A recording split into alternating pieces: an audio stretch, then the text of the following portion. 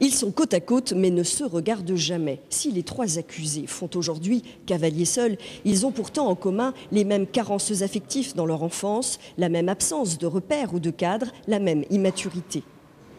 Ils ne présentent pas de troubles psychiques, mais une telle fragilité que réunis ensemble, leur agressivité n'a pu que se décupler sur fond d'alcool, d'anxiolytiques, de drogue, d'oisiveté.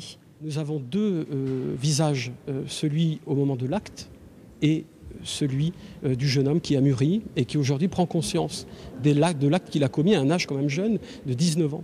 Nous n'avons pas du tout affaire à la même personne et nous n'avons plus le même personnage aujourd'hui que celui qui a commis les faits. Le premier témoignage remarquable de ce procès est venu cet après-midi de la tante de Jordan Teinturier, seul membre de sa famille présente. Il a toujours été seul, dit-elle, même bébé, son biberon était calé pour qu'il puisse téter seul. Et de décrire combien ce garçon la touche par son besoin d'amour, non pourvu par une mère absente, même maltraitante. Les enfants s'élèvent tout seuls chez certains, probablement. Et aujourd'hui, il le ressent. Bien sûr qu'il le ressent, bien sûr.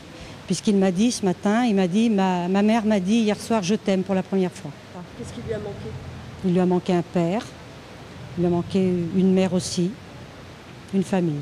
Tour à tour, les jurés, un homme, 5 femmes, ont pris connaissance des photos des nombreuses blessures de la victime. Visiblement impressionnés, nul doute que cette troisième journée laisse le jury dans une profonde réflexion.